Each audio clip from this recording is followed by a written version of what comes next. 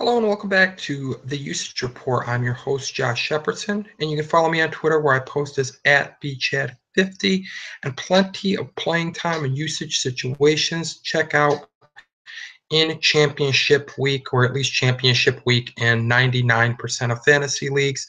Starting at running back, Buck Allen found himself in the doghouse in week 15, played just 9 offensive snaps as a result of losing a fumble.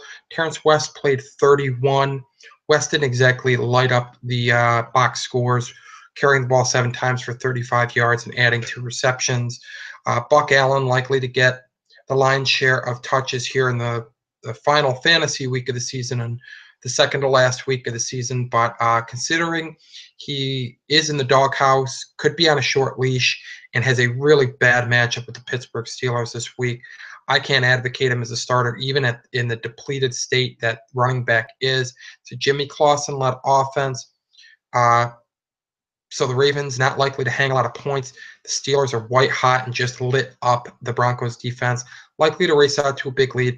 Maybe in PPR leagues, Buck Allen will get some cheap receptions from dump off passes, but not a guy that I would be starting in most leagues. In fact, I have him on our roster, and I'm going to be sitting him in favor of some guys that I've added in the last few weeks in that league.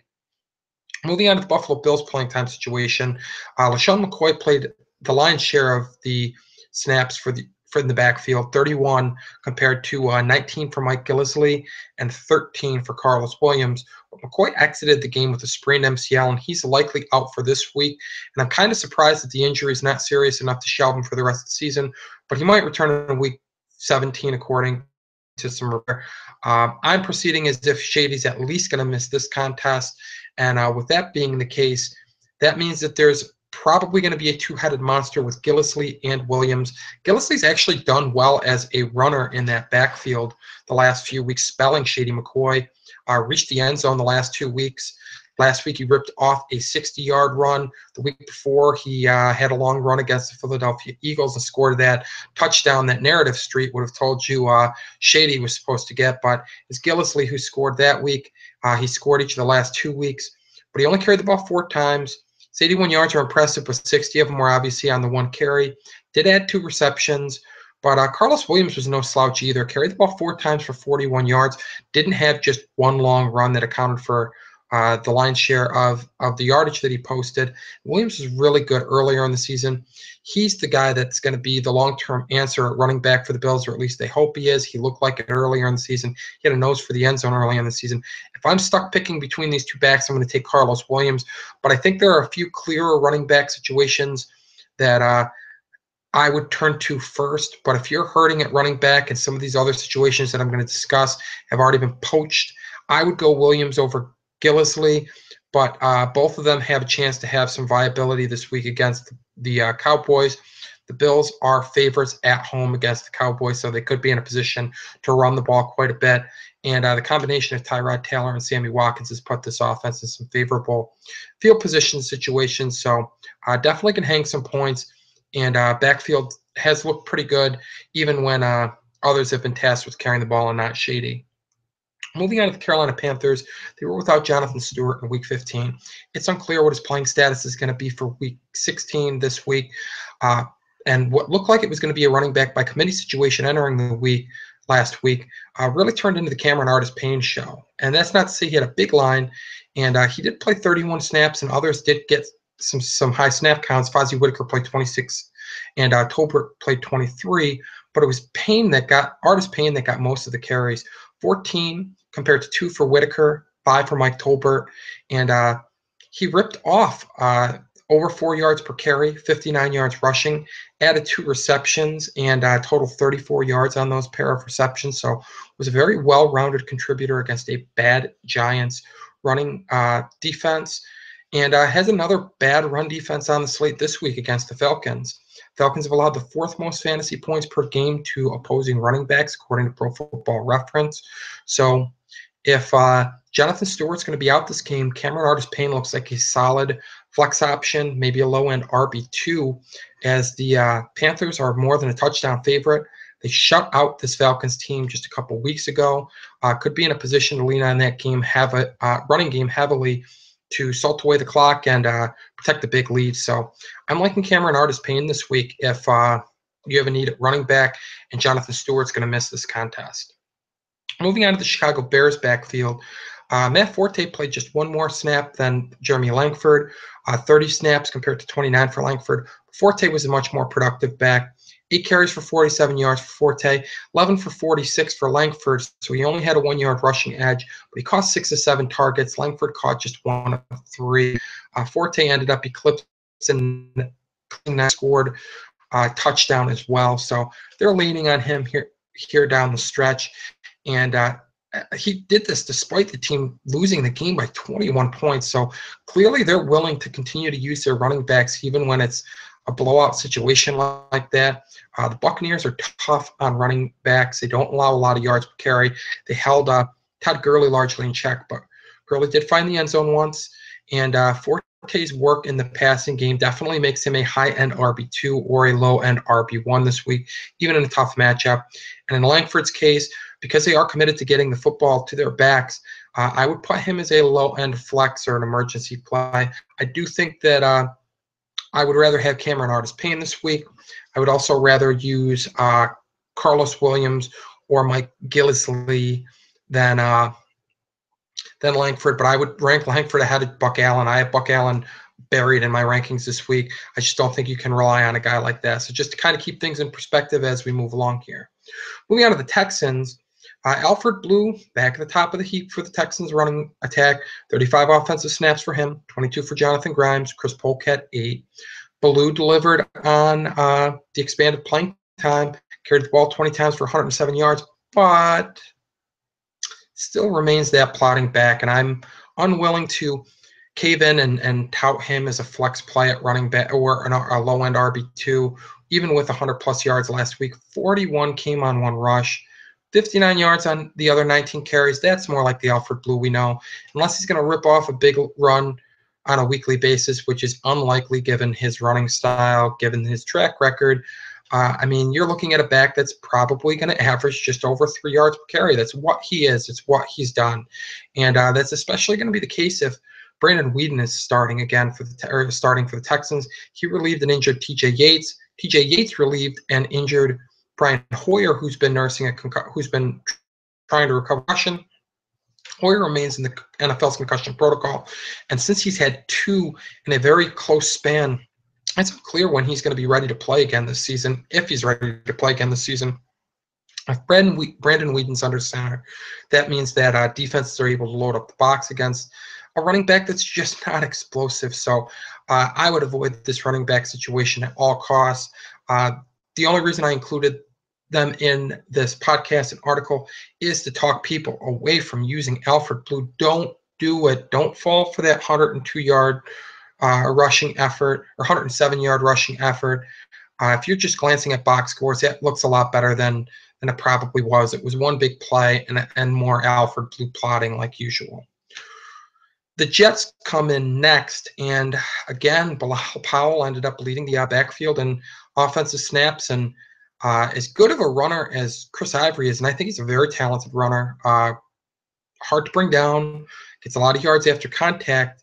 He is super game flow dependent, and that game did not get out of hand against the Cowboys.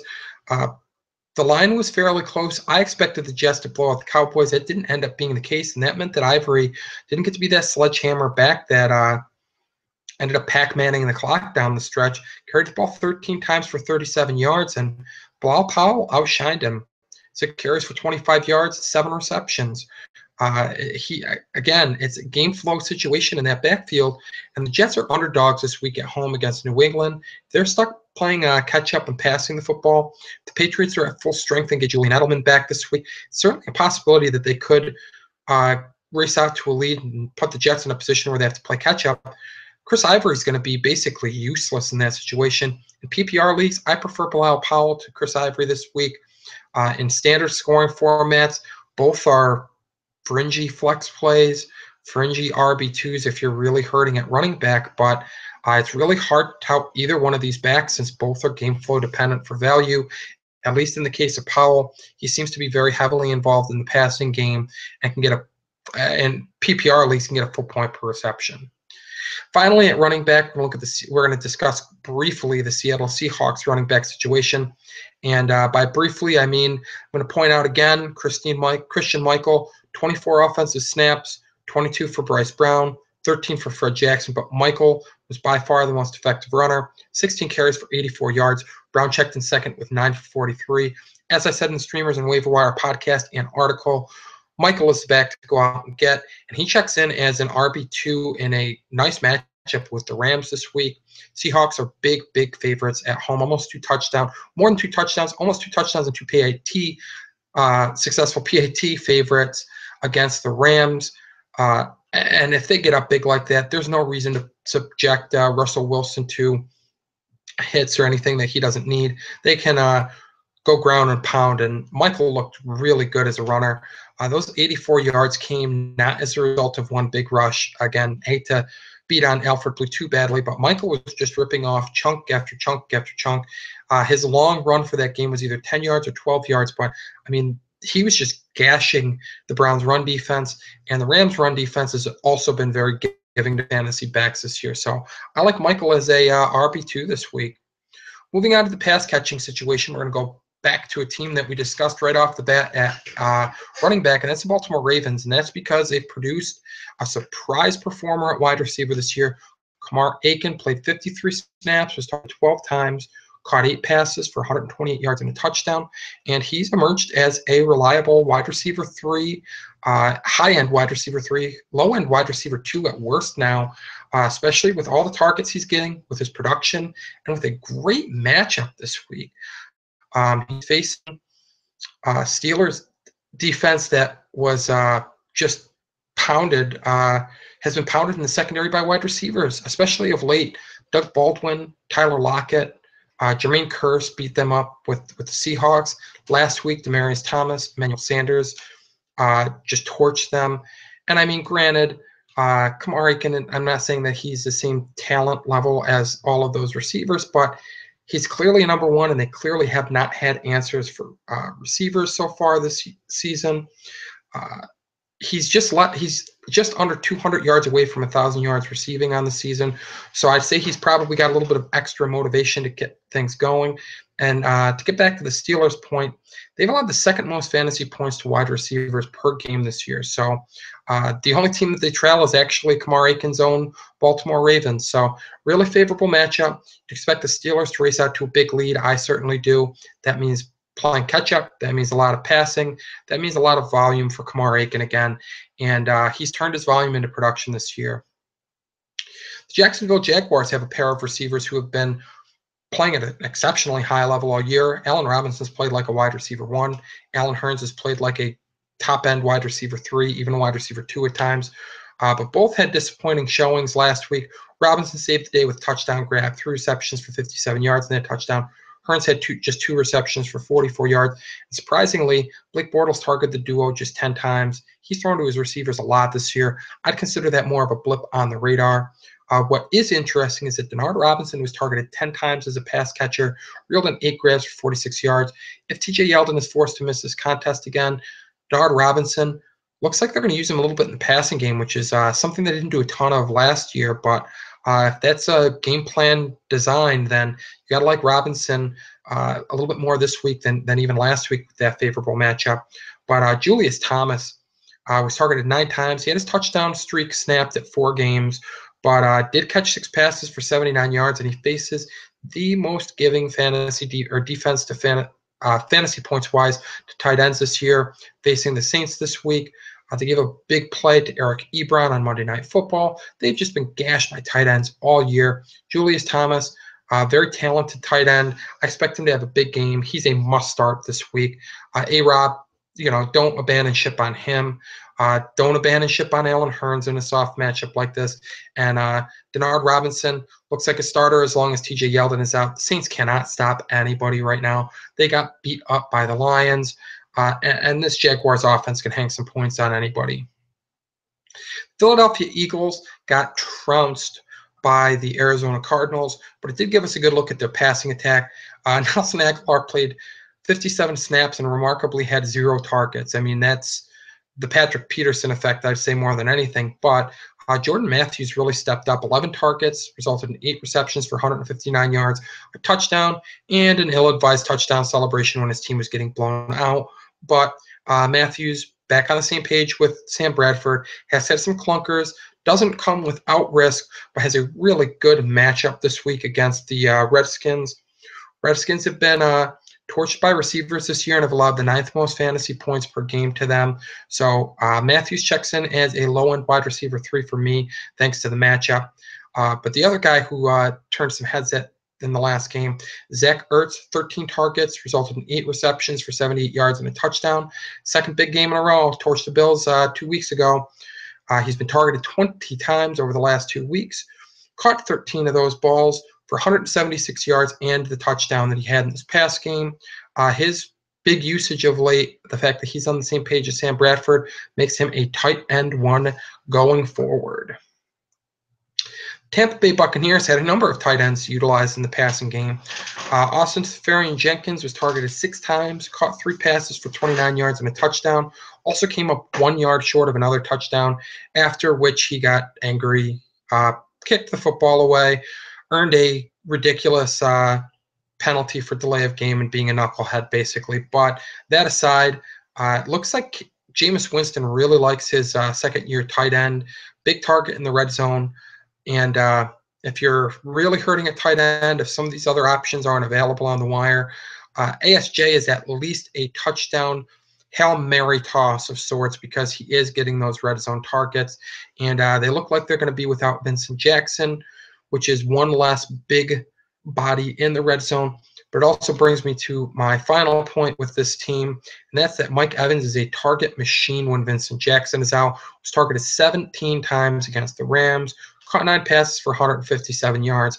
I mean, he's comfortably nestled in the wide receiver 2 territory as long as VJax is out, and VJax appears to be a long shot to play again this week. Finally, the Tennessee Titans were without Kendall Wright against the New England Patriots. They lost their starting rookie quarterback, Marcus Mariota, for at least this week and possibly the rest of the season. But the passing attack wasn't completely inept by any stretch. Zach Mettenberger came in and winged the football around a little bit. Delaney Walker, I got to tip my cap to him. Literally, we'll tip the cap to him. I advocated selling him a few times in the Buy Low Sell High article based on the fact that he had some tough matchups down the stretch.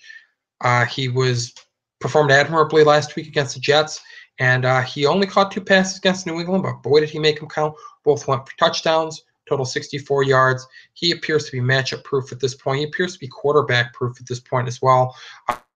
Delaney for upper echelon of tight ends at this point, but he's joined in the passing attack by another big weapon, and that's Dorial Green-Beckham, the big rookie wide receiver. Caught 6 of 9 targets for 113 yards. Didn't find the end zone, but it was his second 100-plus yard receiving effort in the last 3 weeks. Coming out strong down the stretch. Mettenberger's got a big arm.